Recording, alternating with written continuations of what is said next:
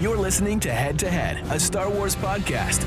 Two fans, two generations, all things Star Wars begins now. All right. Well, hello, everybody. I'm Eric Vansel. I'm Daryl Sanders. And we're your hosts for this show. We're glad you guys can join us on a Monday night. You know that we love to talk Star Wars with you guys, our Star Wars community. Always a lot of fun. Never disappoints. Well, I don't know about never, but anyway, this is kind of exciting, actually, because tonight we're starting a new series that was a suggestion from Daryl that was actually a really good idea, and that is there's a lot of new fans, and everybody is constantly coming to this franchise. It doesn't matter what age. When we mean new, we mean new. They could be 10, they could be 70, right? There's always somebody discovering the franchise, and then there's also people who are rediscovering the franchise. And so I remember you had a really cool idea where we actually take a look at different elements of Star Wars and kind of break it down, discuss it,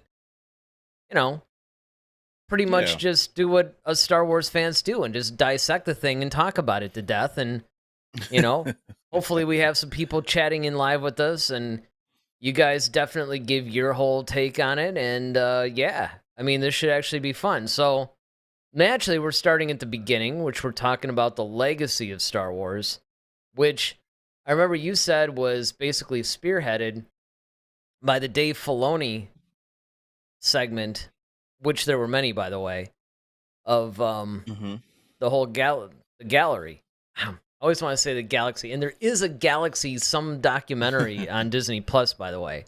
So that's a reason why it might be a little bit crazy. But yeah, there is actually an episode of that show titled Legacy, where Dave Filoni actually goes in and breaks down a lot of things that make Star Wars Star Wars. So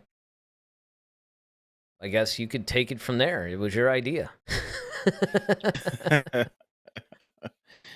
Well, hey everybody. Like Eric just mentioned, there's a lot of people who come into the franchise both very young as far as an age, and then young into the franchise, meaning that they haven't been into Star Wars very long. So what I kind of want to do is kind of start this whole series about what is Star Wars, and why is this such a cultural phenomenon, number one. What makes a Star Wars movie. So we're going to delve into the original trilogy, the prequels, and really and we'll even probably touch on the sequels at times, but we really need to, because we need to talk about the things that go bad as well too. I was gonna say that'll be an episode called Where Star Wars Went Wrong. So yeah, because I think this is, every so often you need to kind of go back and figure out where the love for this franchise comes from, what makes Star Wars what it is, and all the elements that make up Star Wars. And who better than two of the the pioneers of it really is George Lucas, of course, being the creator of Star Wars, but then his heir apparent being Dave Filoni, who's kind of taken up the mantle and has been carrying the legacy of Star Wars since George Lucas stepped away from Lucasfilm. So, and then we can answer your questions, because I'm sure there's people, especially like David. I know there's a bunch of people who are new to the franchise who may have questions like, why is this, and what is this about, and well, and I remember, wasn't that was actually part of what gave you the idea, wasn't it? Where there was a couple of people that we knew personally, or just people that started chatting in on the channel that were new or whatever. And I think that was the whole point where, and you had a point really. We never, from the beginning of the show, we talked about how we got into it and what it meant to us. And then, we just started breaking stuff down. So we never really did, from that standpoint, somewhat of a retrospective of the entire franchise and exactly why. Like you said, it's a cultural phenomenon, because there's a lot of really successful franchises over the years, but none of them has had the impact of Star Wars. And you could argue that Some of them are just as good. You might even argue that some of them are better in a sense, but why did Star Wars have the impact that it has?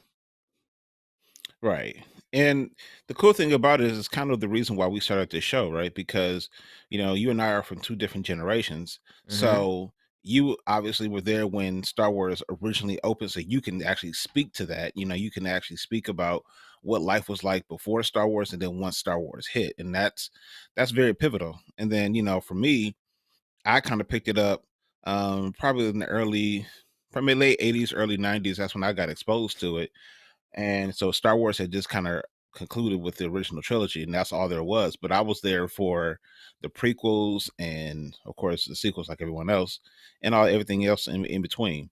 It's a good point. So, It's our tagline: two fans, two yeah, generations, all things Star all Wars. things Star Wars. um, so let's just start here. George Lucas, right? The man in the denim shirt giving us the smoldering, eye gaze. I know this is a little bit of a more model trying to be sexy or something Yeah, it was like George was trying to be thing. on GQ Yeah, or it was something. kind yeah, it's not very George like. Maybe this is how he landed He his looks latest wife. I don't know. he looks like the Dusesky's man, in his Mm-hmm. picture. I But know. And of course, it's the most awkward picture of Filoni ever. right, exactly. Kind of reminds me of Adam a little bit, but anyway. Well, Um, yeah, I can see that. so let's start here. All right. So life before Star Wars, what was that like? As far as science fiction, science fantasy, Eric, what would you say? I mean, because you came up with the original series of Star Trek with Captain Kirk and Spock, and that being on television. Um, so that was what I guess. Would you say that that was the barometer of what science fiction like? Was that the apex of science fiction at that time? Well, I mean, keep in mind I was like 6 years old, right? So, Hmm. I mean, it wasn't like I As was far as you around can that much. remember, Yeah, as far as I can remember. right? So, as far as I can remember, uh, Star Wars was. I mean, Star Wars came around when, again, I was 6 years old. It was May of '77. I wouldn't turn 7 until August. So, I mean, I was closer to 7 than I was actually to 6. And I remember very distinctly actually seeing some commercials and everything on TV, and it was a little strange looking or whatever.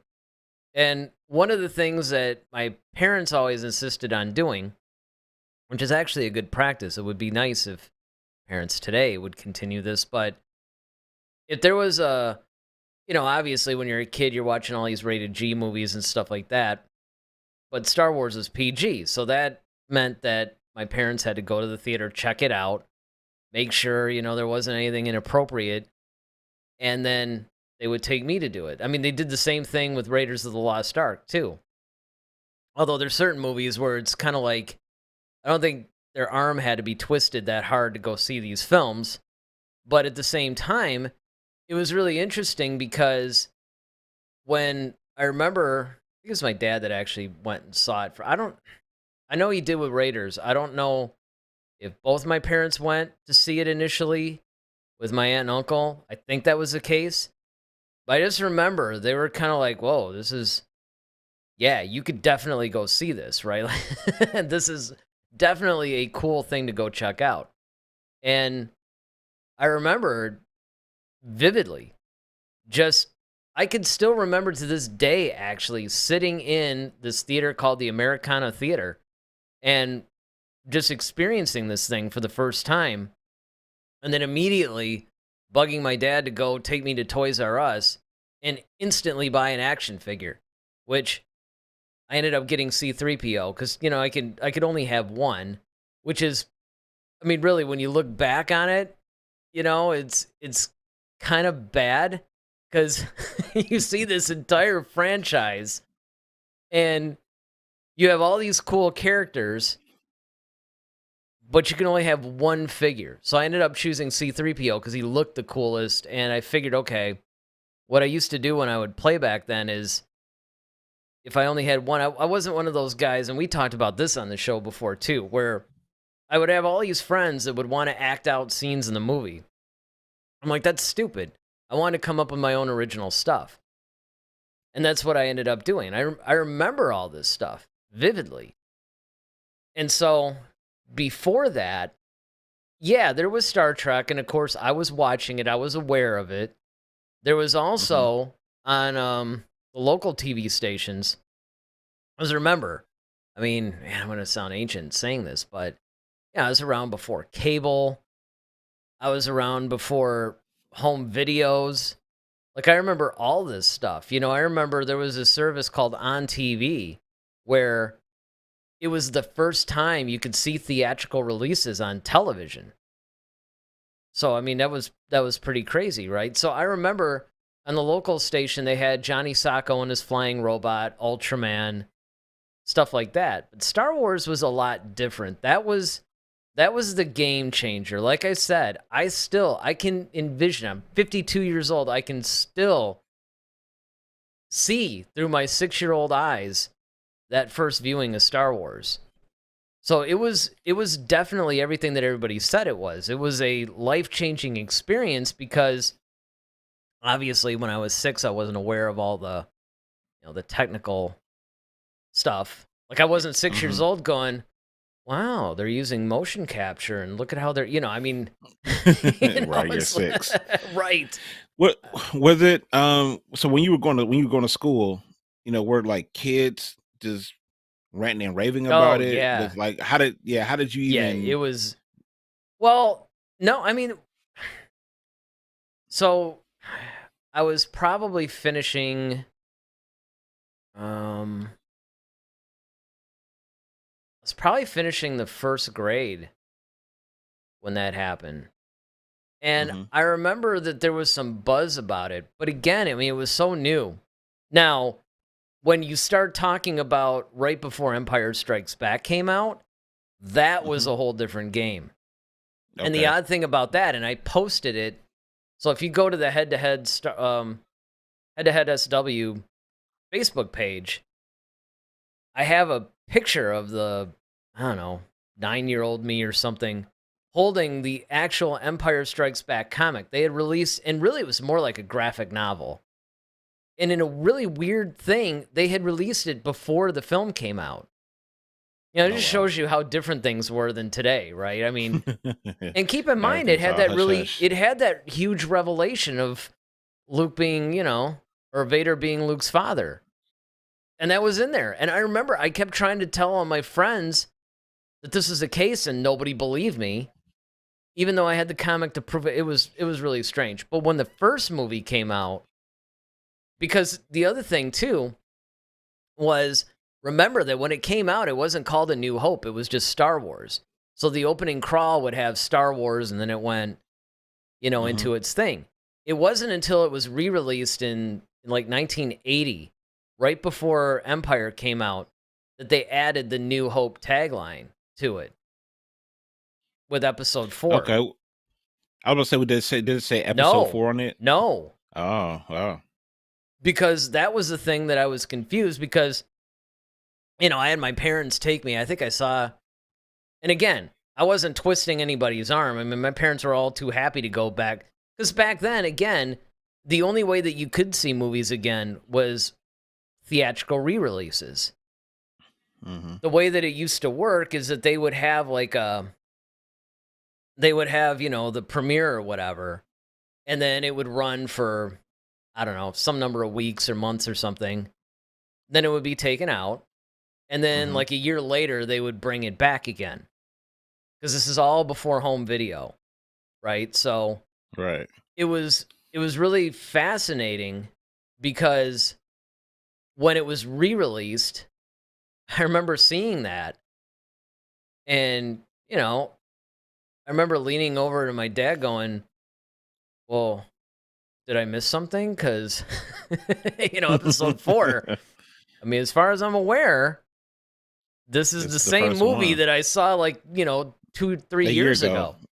So what's up, And I mean, he didn't know. It almost reminds me of it. there was very few things, because usually if I had an issue understanding something or whatever, he could usually explain it to me. But the only exception to that was Dune. When we went and saw, the original Dune from '84 or whatever, and I leaned in, and I was like, I don't, what's going on? And he's like, I have no idea. Like neither one of us had any idea what this movie was about, but it was the same kind of a confusion. And then, of course, and again, you had to get, you basically had to get magazines, right? There was no internet, obviously. There was no anything. I mean, to find out any news at all. Like, here's another little tidbit that was really interesting. When it was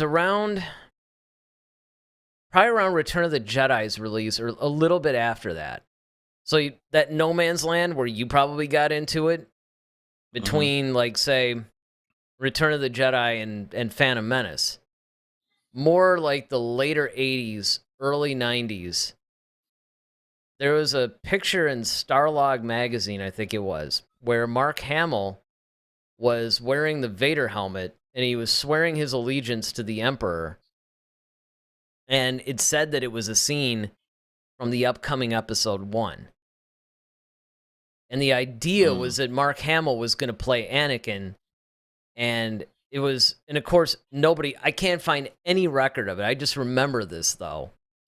So yeah, I mean, it was really strange because, back then, like you said, the word of mouth, that whole, like, everybody taking over the conversation in the school and all that stuff, like kids, that happened really after the premiere.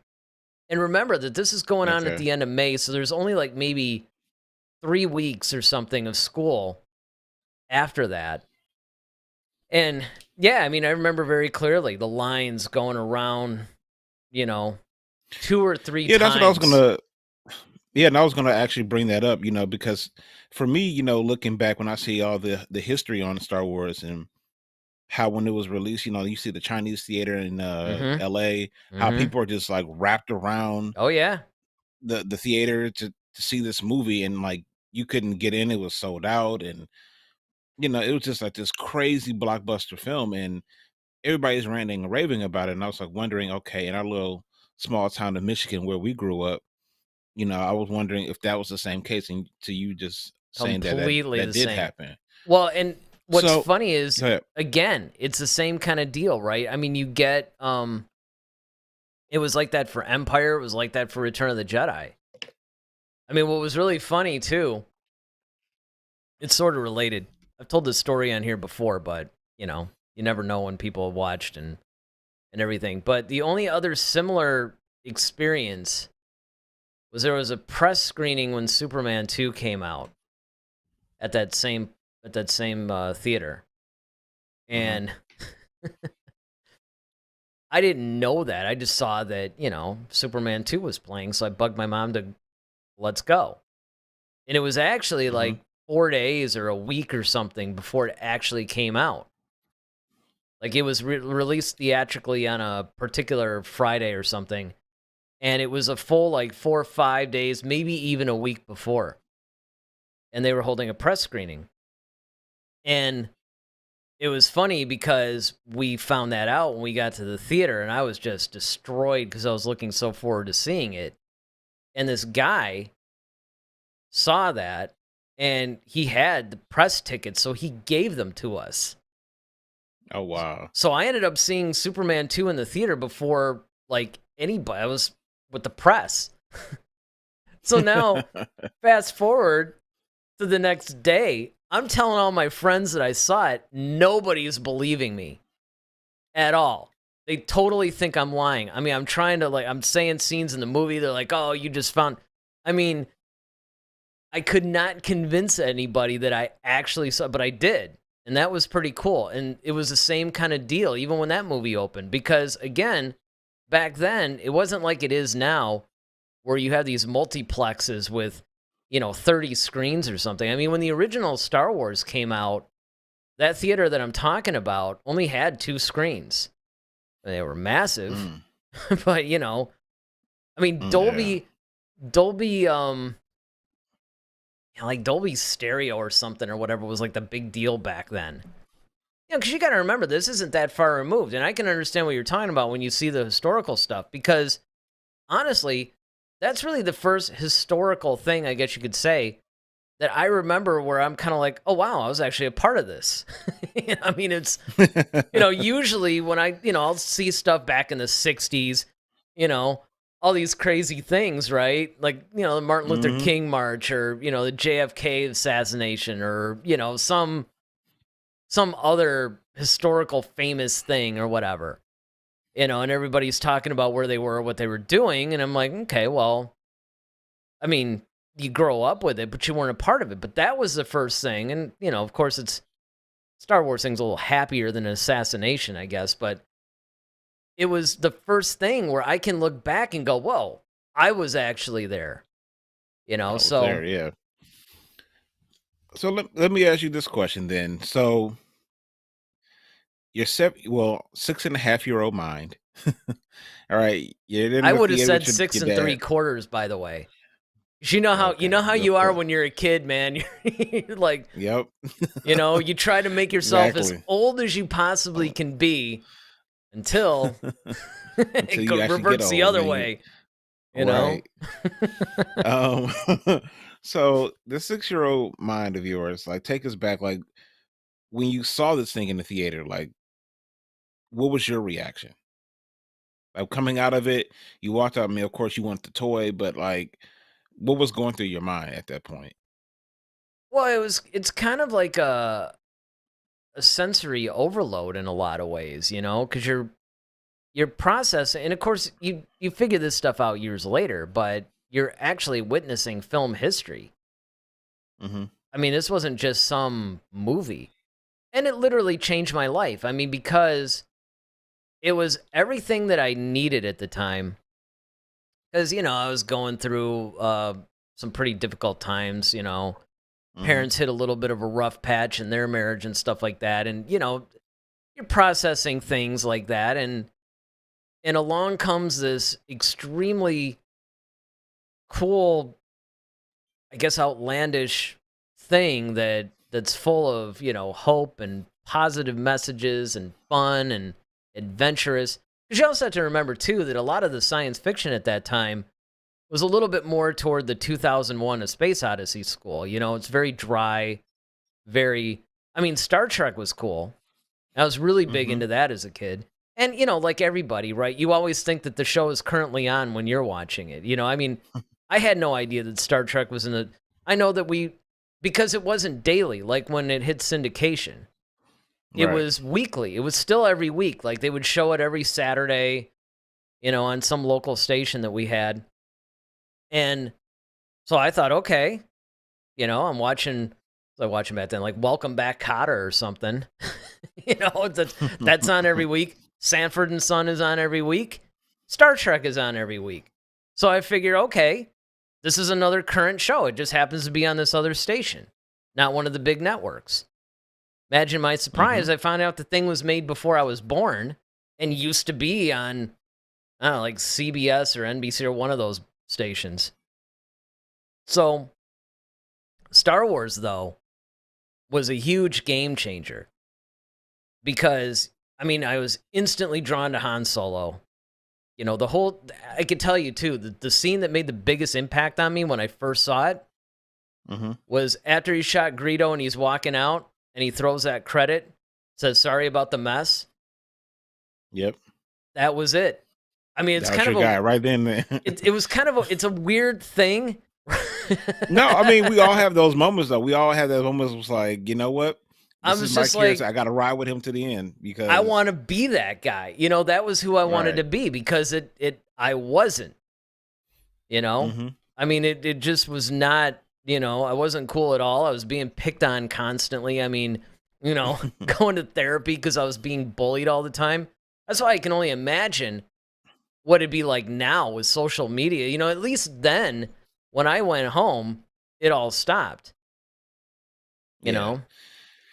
So for me, I can say, by the time I got to Star Wars, um, I got the box set. So you were just talking about the home videos, like things weren't on home video just yet. Well, by the time I got to home video, and it had already been out for a few years. So I think I came across Star Wars maybe 88, 89, 90, somewhere around there. I got it as a birthday gift from my uncle. And he was the movie buff for the family, so he was always bringing renting movies, and that was our thing. We would rent movies on Saturday or Friday nights and watch them over the weekend. And so I got exposed to Terminator, Rambo, all that stuff as a kid.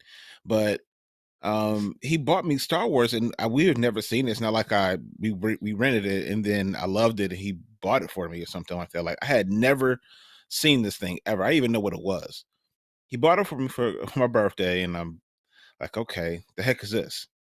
I wanted the Batman movie, the 1989 um, VHS. That's what I wanted for my birthday, but instead I got Star Wars. And I'm just like, okay, what the heck is this? And I end up watching the first one, New Hope. And I'm like, okay, what is this about? So I'm reading. I was like, I got to read now. I got to read this opening crawl. This is boring. And then the first scene is, of course, you see the Star Destroyer coming on, and it's already in the middle of an action scene, right? They're coming on guns blazing, literally, because they're shooting at the 10-4. Well, then, okay, of course, the opening scene happens, and then Vader steps onto the scene. And I'm like, who the heck is this? Like, obviously, I mean, he gives you the bad guy vibes. I mean, he's like this super imposing guy. He's dressed in all black. He has his helmet on. He's around all these soldiers. So, all right, what's this guy about? And so for me, um, after watching the whole hero's journey of watching Luke Skywalker meet Obi-Wan and then end up beating Han, trying to save the princess, you know, I could relate to it. It was easy for me to follow as a kid. That's the cool thing about Star Wars. It was That's it. That's what it it was was. an easy It's particularly follow. that first thing. Now, of course, from the standpoint of Lucas's thing, the reason why Lucas actually chose that particular episode, for those who don't know, is, why start with episode 4? There are two reasons. One, he was trying to find something that with the current technology he would be able to pull off. And he had a feeling that episodes 1 through 3 wasn't going to happen. But the primary reason why he actually started with 4 was because it was really the only one in the saga that had a definitive beginning and end. I mean, I guess you can sort of go back and forth on whether or not it had a definitive beginning or not. But it was kind of like what you brought up, though, because that was the first thing, right? The first thing you see when that opens is that whole long Star Destroyer. Like, this thing is never going to end. Like, how big is this thing? And you're like, how is this? Right. And, first you see the little 10-4 go, right? And then you're seeing this big, giant, endless thing. And you're sitting there thinking to yourself, like, how is that ship even still alive with this thing chasing it? Right. But that was the kind of thing that right away, it grabs you. Now, let me see. Again, full disclosure here, I did not have a chance to fix a lot of the problems that we had. What was the show was it the Monday show that we had the problems, or was it Friday? Friday, I With believe. was it? All right, well, let's see what happens if I do this. All right. It works. Some small victories. So David has a couple of texts. First one is, hello, gentlemen, would never guess Eric was 52. Yeah, I mean, thank you, but I know. You aged well, sir. Would you say Star Wars drastically changed the game to the degree that The Matrix did? More. Because you have to understand everything that Lucas created. Now, when I was rewatching this thing, the man had like 123 or something patents. So just as a little thing, just to give you guys a little bit of what Lucas did. First of all, if you just look at A New Hope, most of the time before A New Hope, whenever they would show ships going across or whatever, you had a static camera, and then they would show the ships passing by. He actually, with the group of guys that, they're like 12 guys or something, that ended up becoming the nucleus of Industrial Light and Magic, which, by the way, was one of his creations. Jurassic Park, Terminator 2, like everything from Star Wars all the way up through. Still, He Still to created this the day, yeah. technique, yep, where you had like a robotic camera thing, and then you had the model, and it could actually like execute all Follow. these moves. Yeah. Revolutionary. Never been done before. You have THX sound. You have there was a thing that he created and used called the Editron or something that actually became Avid. A lot of people don't understand. Mm. Lucas is actually the guy that invented nonlinear editing. So the next time you're sitting there editing on your computer, you can thank George Lucas for that. The very first digitally created character ever, George Lucas.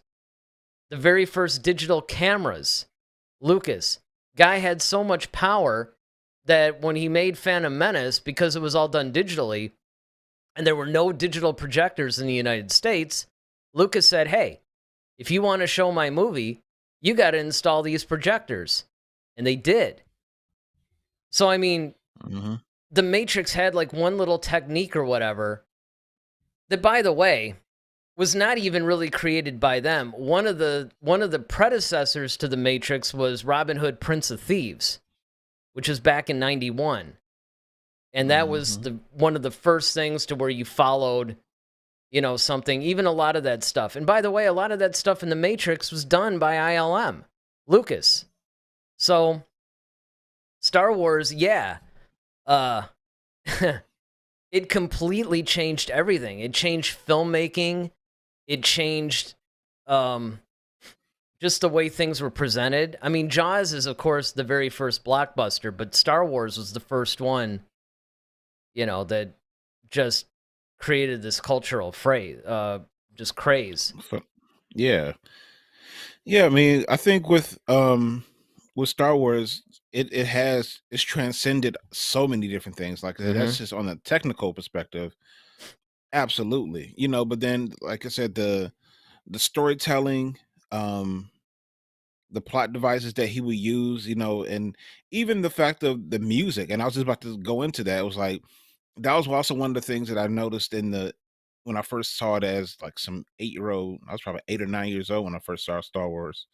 Um, was the music. When you first hear that fanfare when it comes on, it's like, okay, this sounds grandiose. And then as soon as it goes to the opening shot where you see the Star Destroyer flying across the screen chasing the tandem, you hear dun, dun, dun, dun, like it's like this whole opus that's going on. You're just like, okay, what's about to happen? And then you just notice all the little music that you hear throughout the film. And he introduced things like the Force, and then that was a whole new thing too. Like you never heard of anything like that where people can just use their mind to pick up stuff. I mean, at that point, I don't even think the X-Men had come out, so I didn't know anything about Charles Xavier or anything like that. But just the ability to just use your mind to pick up stuff and choke people and move things around, to make people change their minds,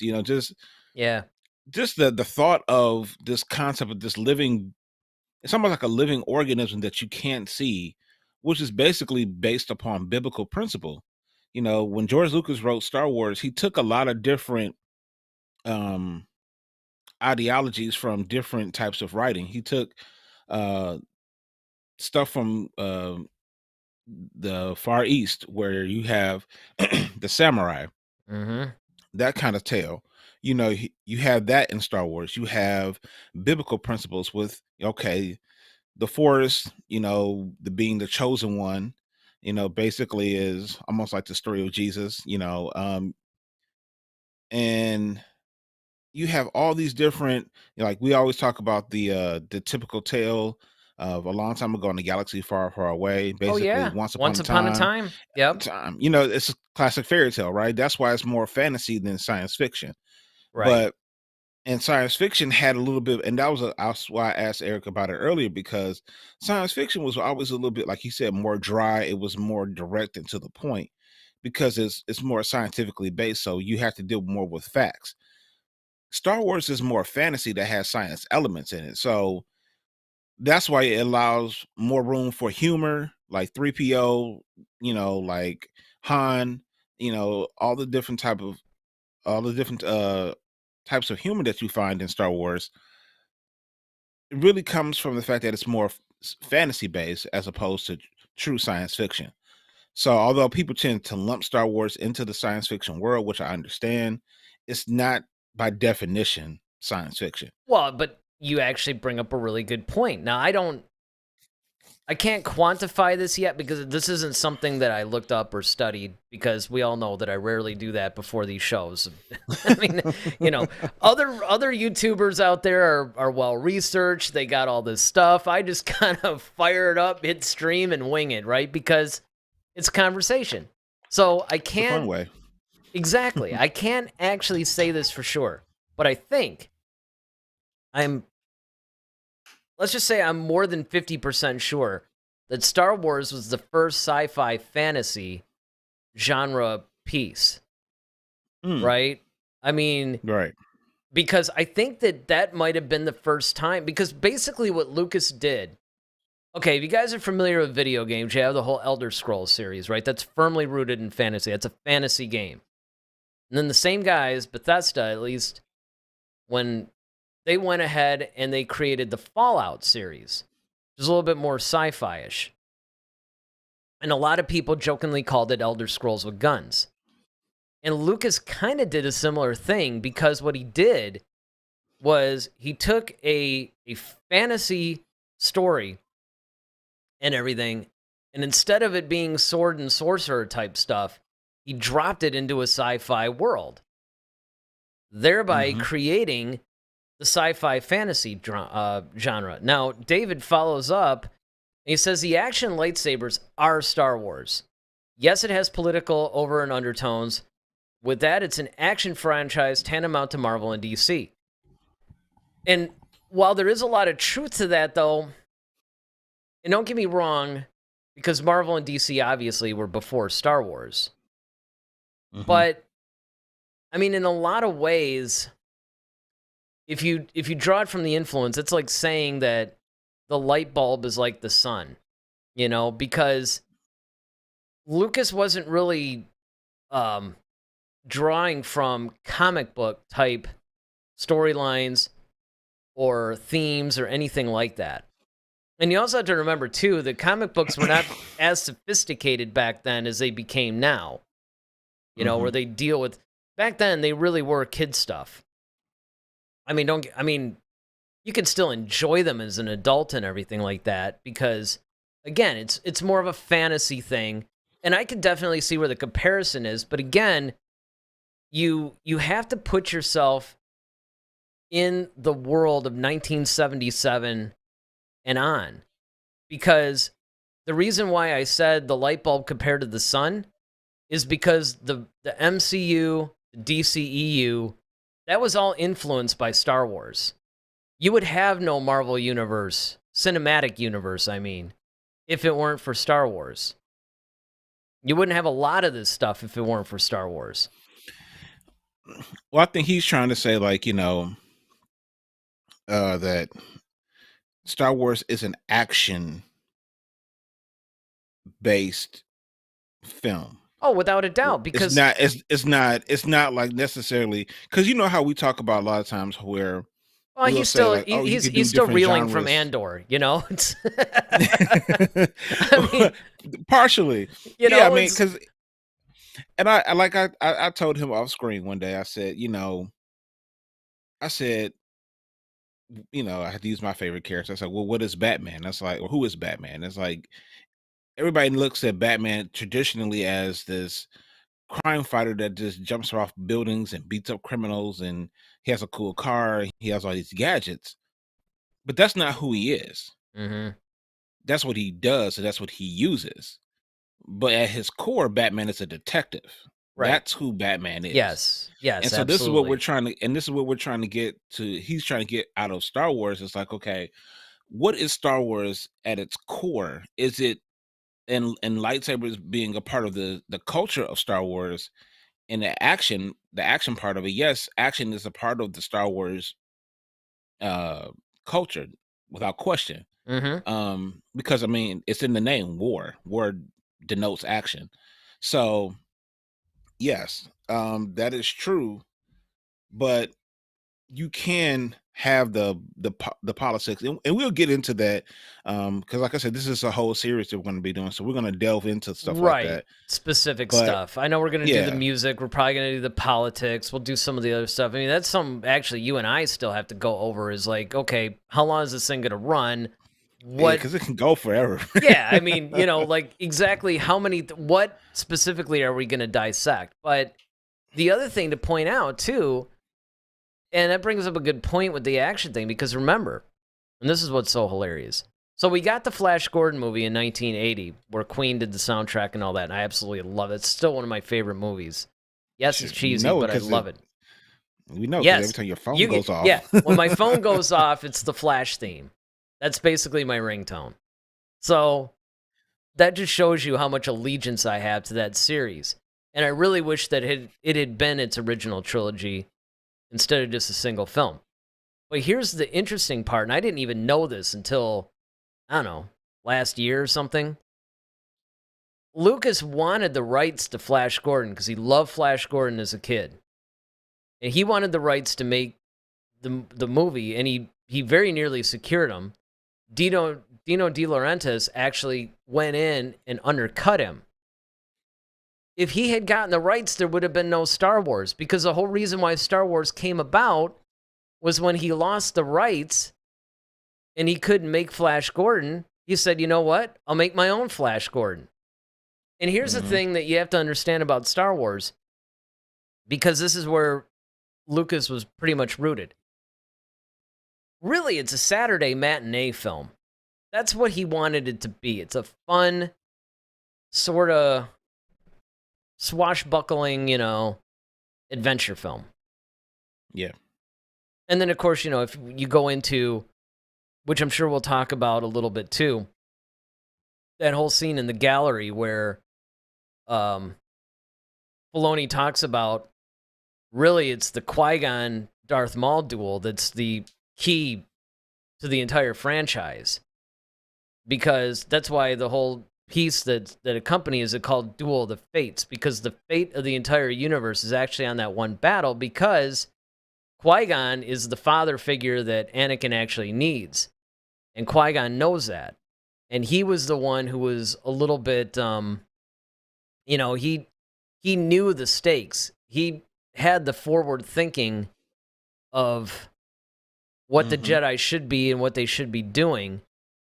And of course, when he lost to Darth Maul, and Filoni goes into this whole in-depth discussion about it too. So if you go back and you watch, if you subscribe to Disney Plus and you have the gallery, you just go into the gallery Mandalorian and go to I think it's the 3rd episode or something. It's called Legacy. That's why I called our thing tonight Legacy, because really that's what we're talking about. We're basically talking about the contributions of these two guys here. Lucas is, and basically Filoni was saying that too. He's like, I don't really take any ownership of Star Wars. I don't think of it as mine. We're here to further what Lucas started and to, you can almost get the Kylo Ren scene, I'm going to finish what you started or whatever. Yeah, I mean, so let's just get this out the way too. So the original trilogy is told through the eyes of the droids. A lot of people really don't know that. Yeah, that's true.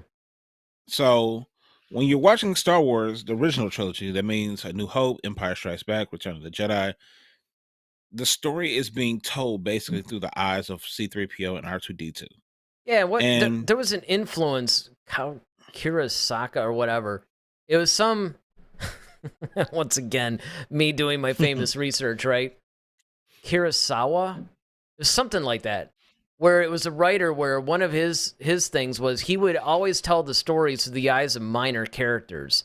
And whatever particular source material that Lucas had watched of his, it was basically, or maybe he read it or something, where it was like these two kind of dopey, and that's what he actually modeled R2 and 3PO after, was those two guys. So yeah, Right. absolutely. Yeah, and so when you look at, let's just, and like I said, just sticking with the New Hope, A New Hope is basically a hero's journey. Well, it starts off of the hero's journey, right? It's Luke Skywalker is a farm boy. He's on this desert planet of Tatooine. He's pretty much trying to. He wants to. Ironically, he wants to join he wants to join the rebellion and go to the academy. Well, join the Empire, And actually. I'm sorry, join the Empire. I'm sorry, join the Empire and go to the Imperial Academy. To which his uncle, um, pretty much says, well, he's kind of holding back because number one, he knows who his nephew is, right? He knows that Luke is a son of Anakin Skywalker. The Force is strong with Luke, and Luke has been put on Tatooine to be hidden, I should say. He's there to be hidden, and Obi-Wan Kenobi was um, in charge of watching over him. And when the time was right, Obi-Wan was to train him in the ways of becoming a Jedi. Now, during this point, like at this point, Luke is maybe about 17 years old, 17, 18, somewhere around there. Yeah, he's maybe 19. Or maybe even 19. They kind yeah. of, they sort of do the same thing that they did with Anakin, right? Where you kind of, well, difference is though you see Anakin at like 9 or something, and then you see him at 19, and then so on and so on. So yeah, that seems to be, which I mean that tracks because that's your hero's journey. That's kind of that age where the beginning of that journey is going to hit. You know what I was, now looking back, and it dawned on me. So Yoda had such an issue with Anakin being too old when he was like 9 years old to begin the training of becoming a Jedi. I know where you're going with this. Why did Obi-Wan? Yeah, why did Obi-Wan wait till he was like almost 20 years old to do it? Because it's like at that point, because well, you're kind of gambling here. Yeah, here. I'll put it like this. So one of the things that you invariably see whenever you basically have, this is one of the weaknesses of fantasy, by the way, is the fact that when you drop fantasy into sci-fi, you're begging for explanation. That's the problem. The problem is once you cross that sci-fi boundary, now you're going to start expecting some explanation. Whereas fantasy is generally broad strokes. You don't have to explain it too much. Episode 4, in a lot of ways, is pure fantasy.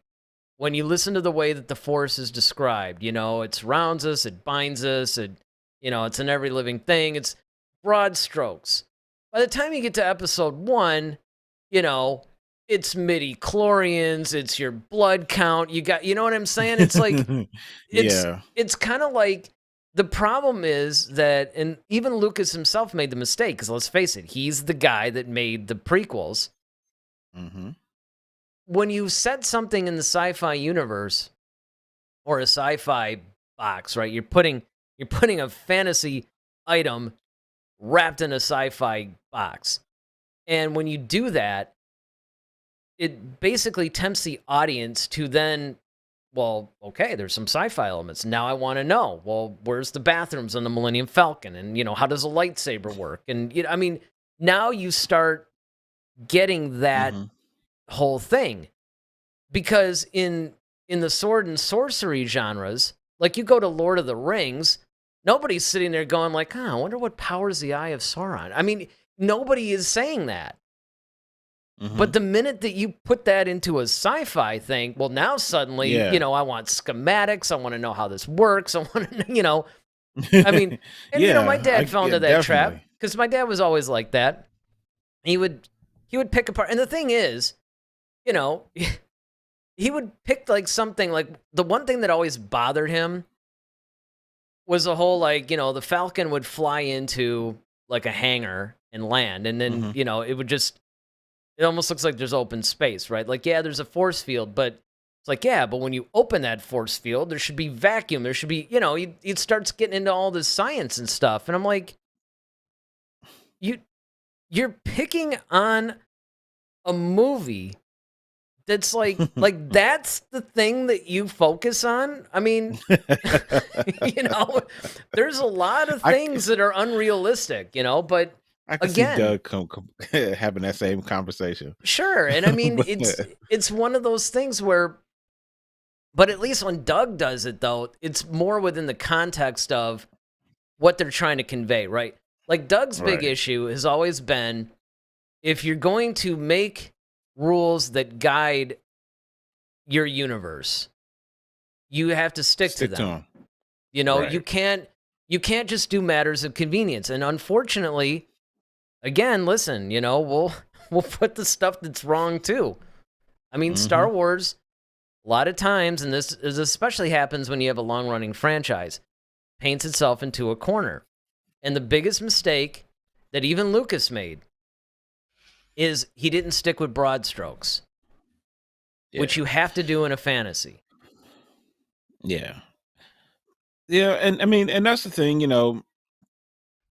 going back to, what A New Hope was really about. It was really just you're trying to get all the characters together, the main players together. You got to get Han, Luke, and Leia, Obi-Wan, R2D2, C3PO. You have to get everybody kind of literally on the same ship at one point. And then you have your antagonists, you have the Empire, which, as we often talked about on Andor, is a fascist government.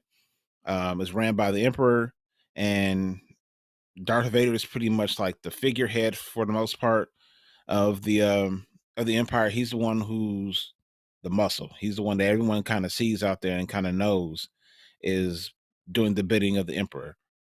So, and then you have Governor Tarkin, who is pretty much over or Grand Admiral Tarkin. He's over the Admiral. Is it Admiral or Grand Admiral? It's Admiral. I Grand think it's Moff Admiral Tarkin. Tarkin. Grand Grand Moff. Moff. Thank you. Grand Moff Tarkin. I'm thinking about Thrawn. Anyway, Yeah. Grand Moff Tarkin. Yeah, he's pretty much over the over the military. Or as some people have Which, said, Grandma Tarkin.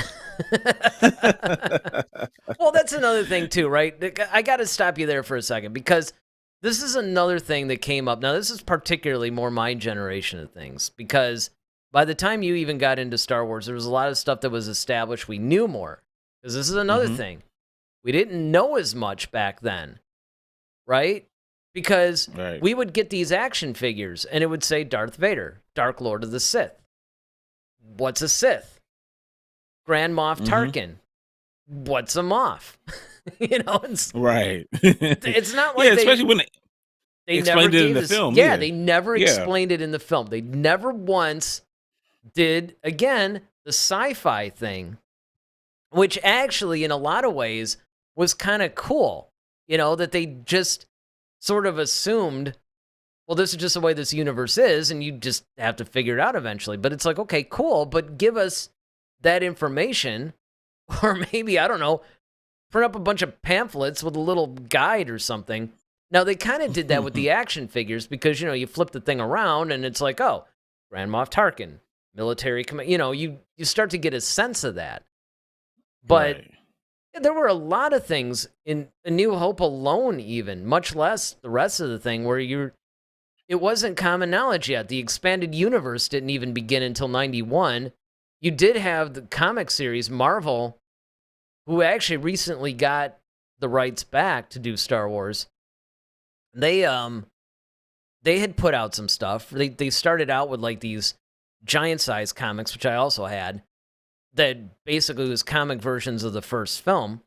But they would also do like some adventure stuff. And then you did have a couple of books that came out that even predated the expanded universe, like Splinter of the Mind's Eye and Shadow of the Empire. So you had a little bit, but when I was coming into this thing brand new, when it was brand new, you had no explanation of this stuff.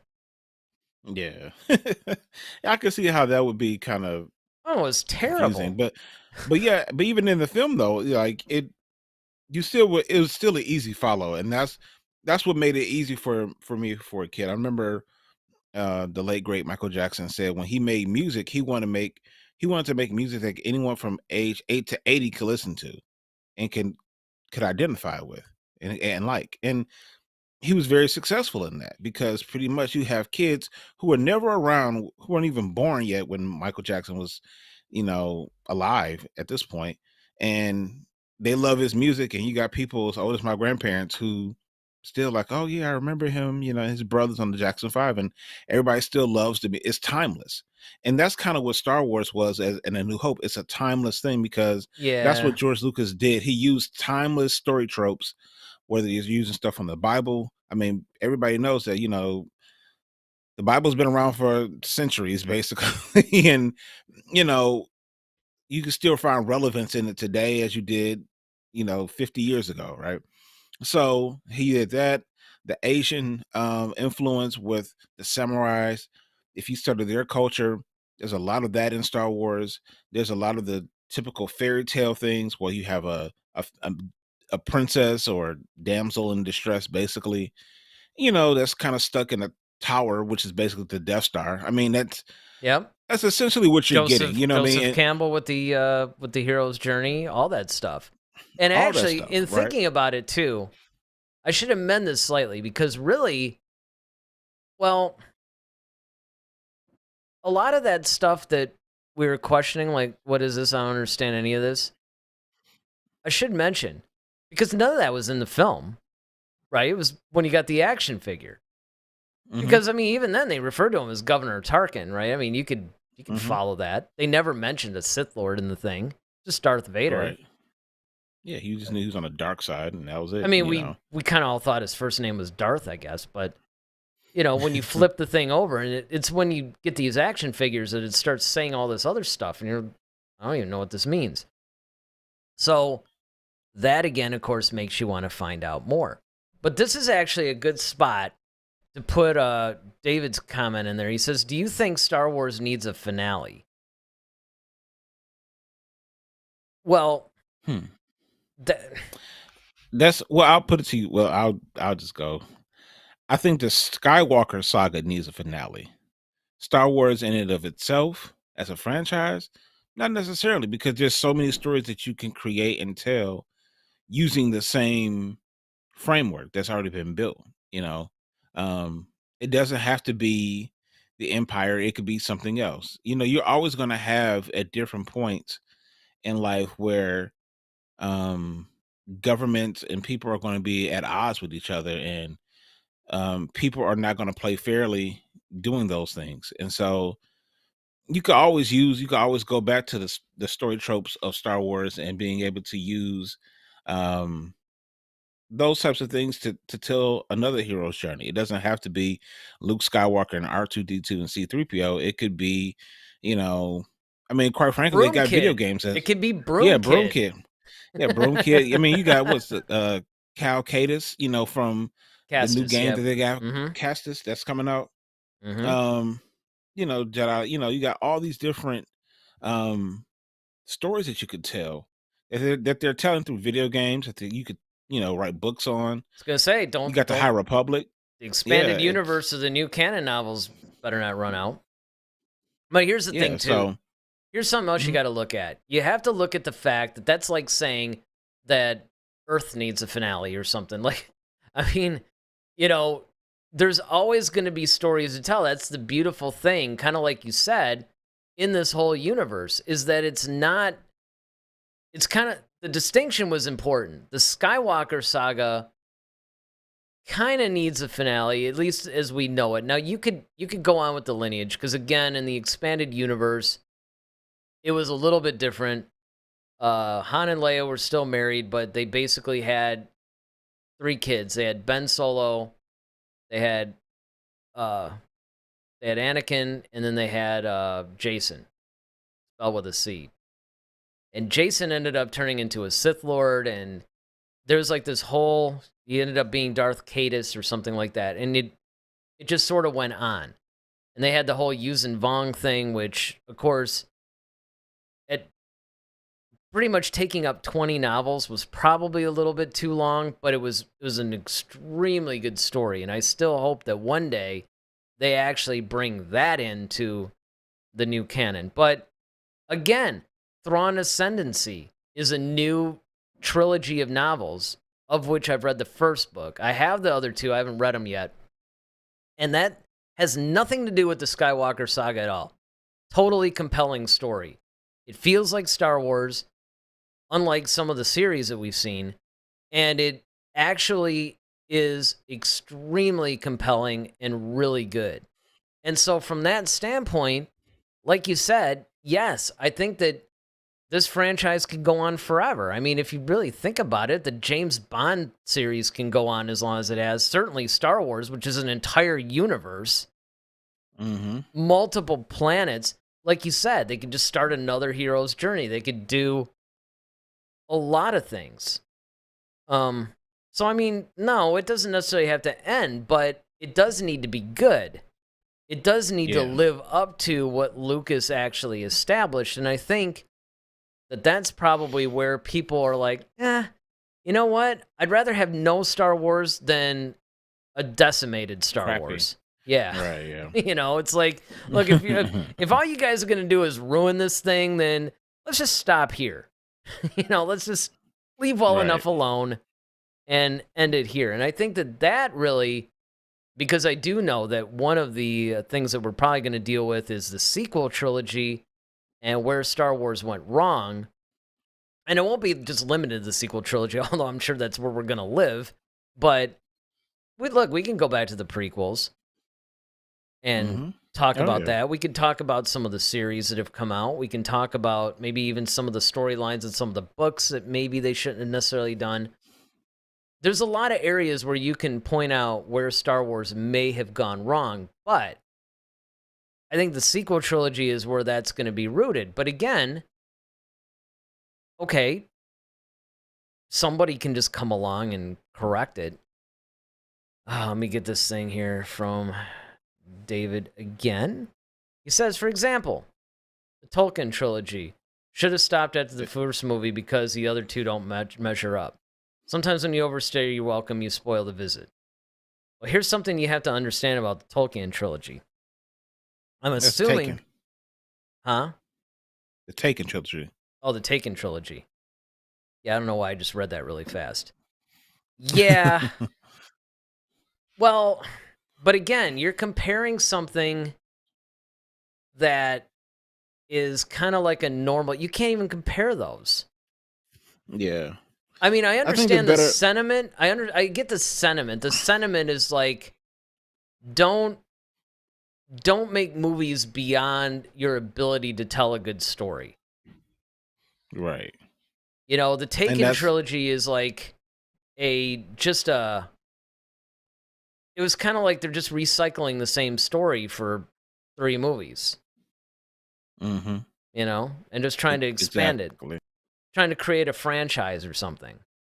You know, where it's just like, okay, dude, some movies should not get sequels. And that's actually another topic that, you know, I've been actually tempted to do like a head-to-head like movie discussion show or something, you know, something that isn't just limited to Star Wars, where we can take on general. Yeah, or even TV show, like something where we could just take on almost anything, you know, and break it down.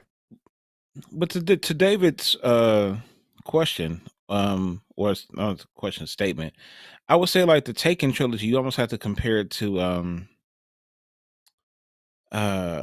what's the series that Denzel Washington just did, where he played that. Oh, he plays man. that ex.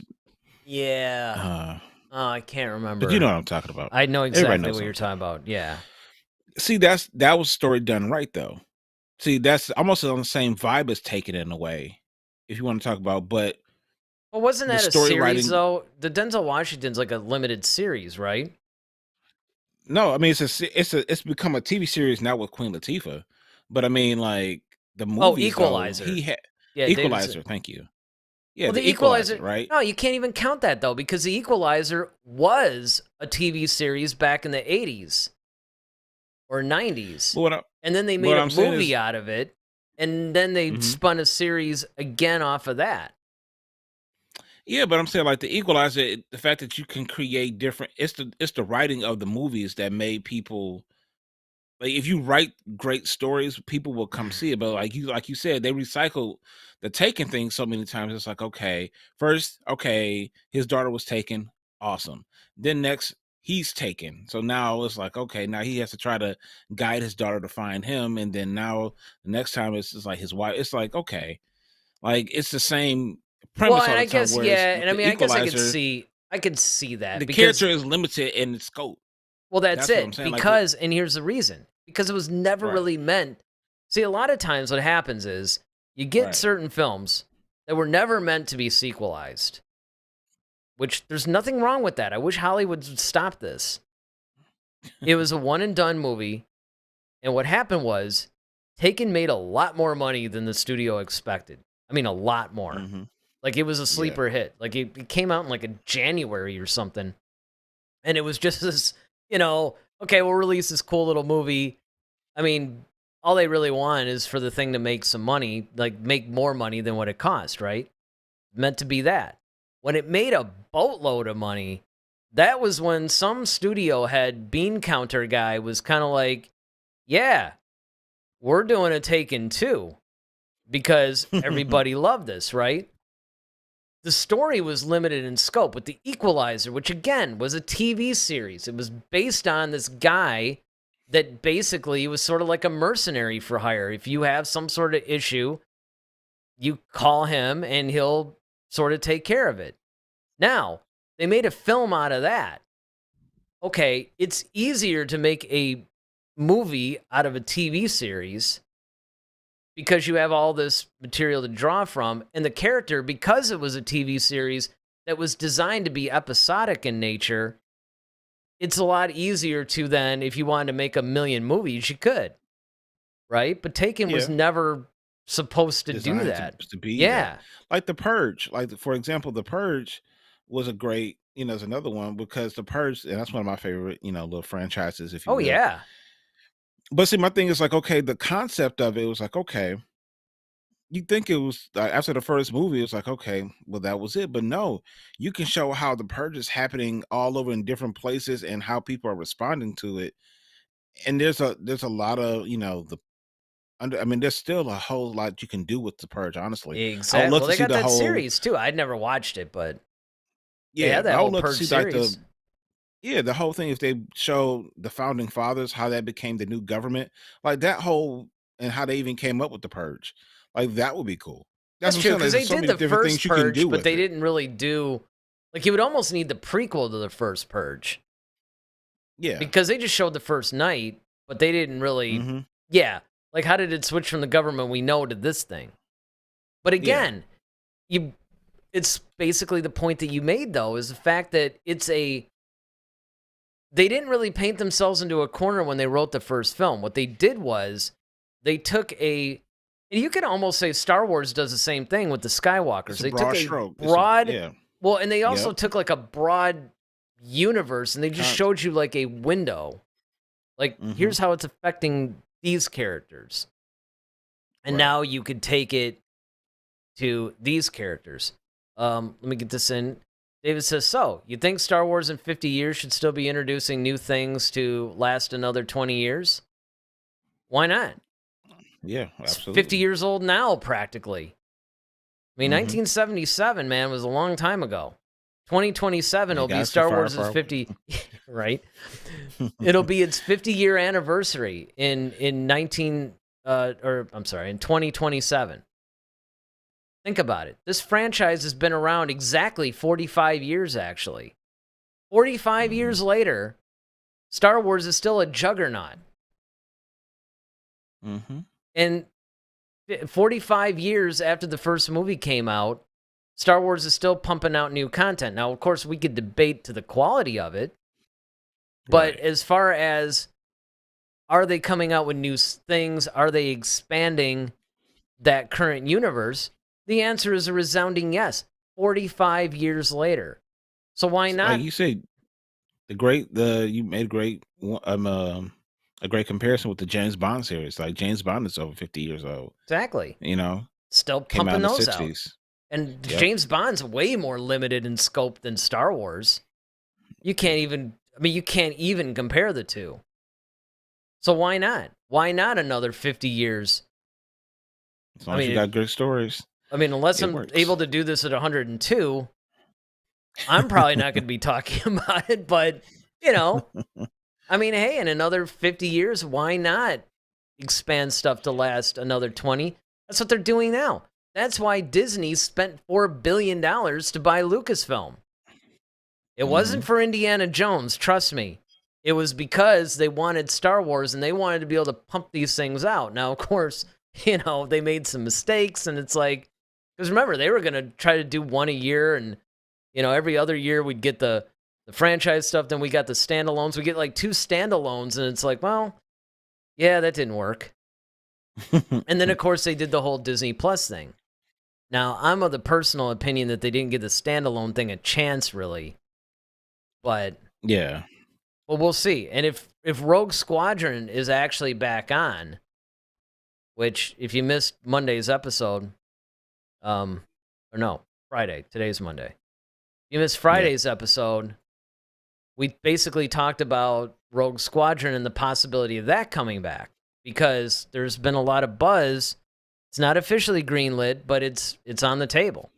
There's movement. It's in active development. So you have to look at it from the standpoint of Star Wars, even from a business perspective. They want to make that for, now granted, they've made a good chunk of money.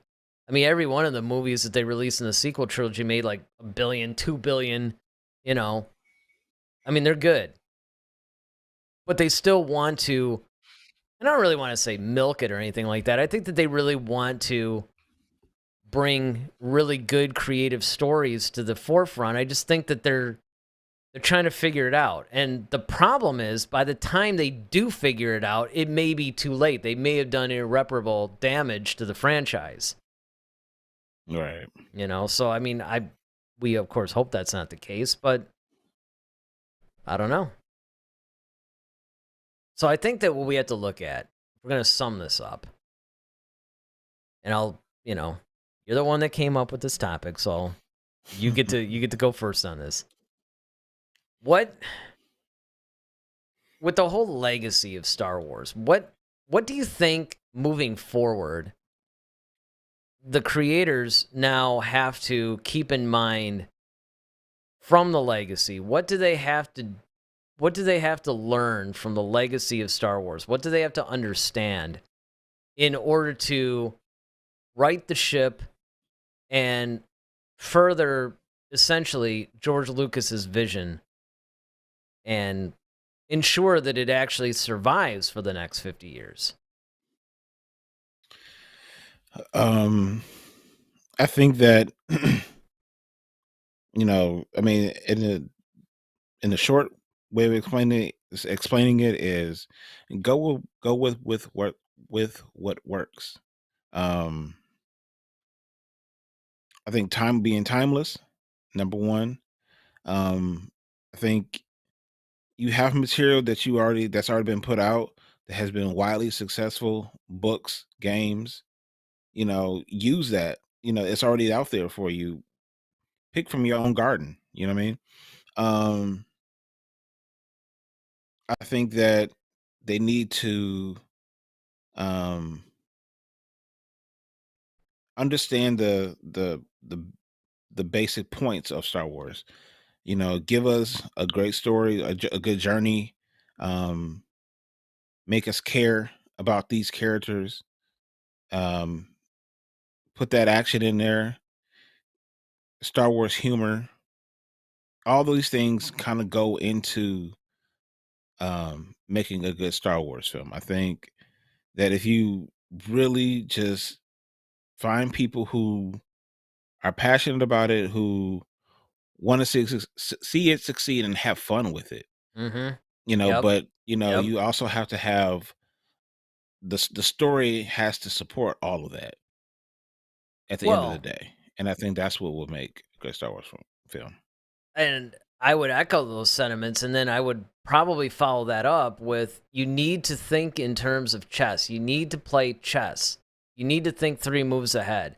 You need to not paint yourself into a corner for the payoff today. So in other words, You come up with something that's cool, or maybe it's relevant, or maybe, hey, if I put this socially relevant topic to 2022 or 23 or 24 or whatever into this film, it's going to make, another $500 million or something.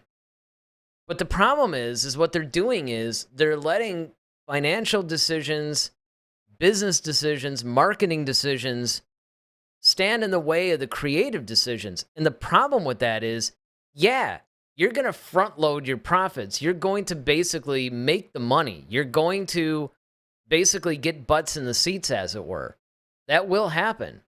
But you're doing it at the expense of the franchise, the future of the franchise. You're basically sacrificing storytelling for money making. And that's one of the biggest differences, I think, that if you really had to cut to its core, I think that things are being run more financially than creatively. Lucas never cared. He's the most successful, largest independent filmmaker. People forget that. He wasn't tied to any studio. He basically financed his own movies after a while. Once he made his billions in Star Wars, he pretty much financed the prequel trilogy himself. He just did what he wanted to do. I remember when fans would complain or whatever, he'd be like, well, okay, whatever. Do something else. He really made Star Wars mostly for himself. Another thing that I have to say that I think is really cool that Filoni brought up in that gallery video was when Lucas was giving advice to the Disney people about making more Star Wars content. He said, make it hopeful. If you do nothing else, make it hopeful, because kids need hope. They need that positive reinforcement. And I think that ultimately that's where it comes down, is the fact that they're trying to make Star Wars profitable versus making it good. They just want to maximize their dollars. And if they shift that, which when they put Filoni in as a creative director, I don't know about you, but I thought that was going to be a really great thing. But and maybe it is, because we have started seeing positive things. Look, you got the High Republic. You've got, I'm still reading that Shadows of the Sith book. It's good. It's really good. I mean, a lot of the new canon novels are fantastic.